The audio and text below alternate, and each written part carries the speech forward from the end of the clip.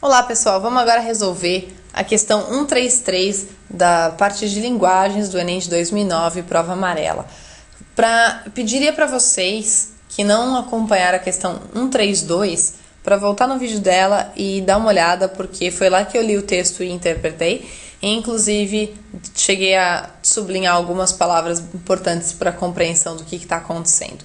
Ok? Então eu vou assumir que vocês já olharam o texto lá atrás e vou continuar só indo direto para a questão 133. Vamos lá. Questão 133.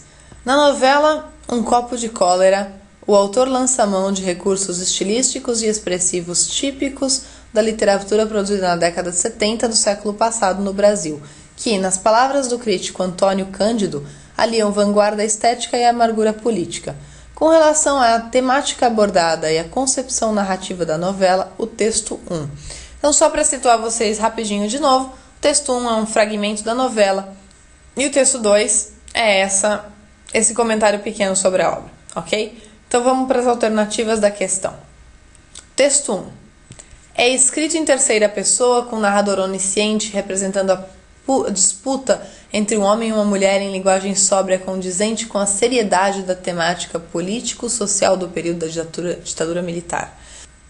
Olha, aqui a gente já exclui a parte escrito em terceira pessoa. Por quê? Porque ele fala toda hora em eu. Olha aqui. O meu quinhão, no que me era vital. O que mais? Não tive. Então tem várias evidências de que ele fala em primeira pessoa. Então, a alternativa A, infelizmente, já está incorreta. Alternativa B. Articula o discurso dos interlocutores em torno de uma luta verbal veiculada por meio de linguagem simples e objetiva que busca traduzir a situação de exclusão social do narrador. Gente, luta verbal é mencionada na questão anterior, certo? Então, existe um confronto verbal entre amantes na narrativa. Então, não se atrapalhem. O que o texto 2 está fazendo, ele fala do livro inteiro. Não fala unicamente do fragmento, tá?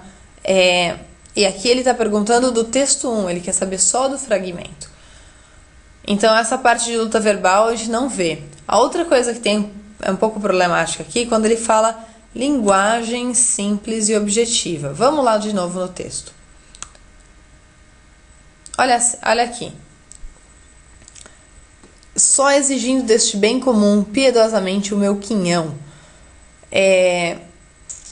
Essa parte não tem o texto simples. No mundo estapafúrdio, definitivamente fora de foco. Cedo ou tarde tudo acaba se reduzindo a um ponto de vista. Isso não é você vive paparicando as ciências humanas. Isso não é uma linguagem simples, tá bom? Então, essa é a questão dele usar um vocabulário um pouco mais rebuscado. Faz a alternativa B ser inválida. Representa a literatura dos anos 70 do século XX e aborda, por meio de expressão clara e objetiva e de ponto de vista distanciado, os problemas da urbanização das grandes metrópoles brasileiras. Bom, primeira coisa, a discussão ela é sobretudo sobre valores humanos, tá? Então ele não está discutindo urbanização. Em segundo lugar, quando ele fala, primeiro tem a questão objetiva, e o texto não é tão objetivo assim. E em segundo lugar, ele fala ponto de vista distanciado.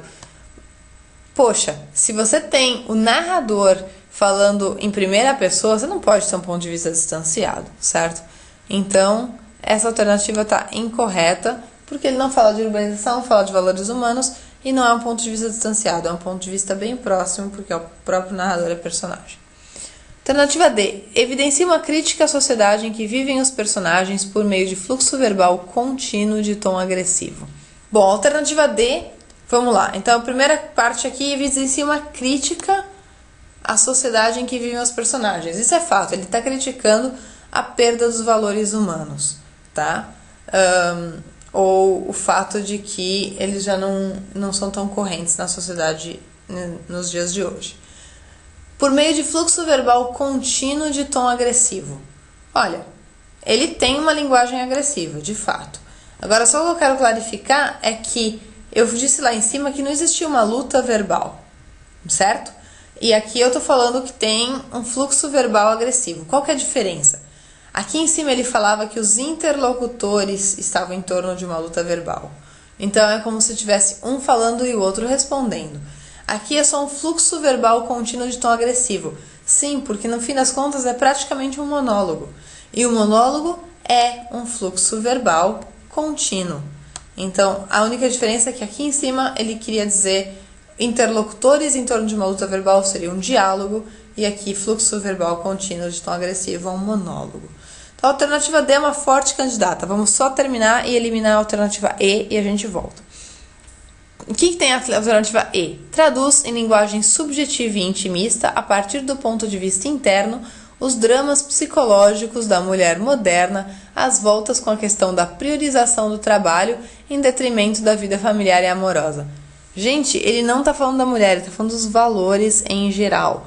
Só terminando lá em cima, ele fala que não existe mais amor, amizade, família, igreja e mesmo humanidade, certo? Então, isso são preocupações humanas, não da mulher unicamente.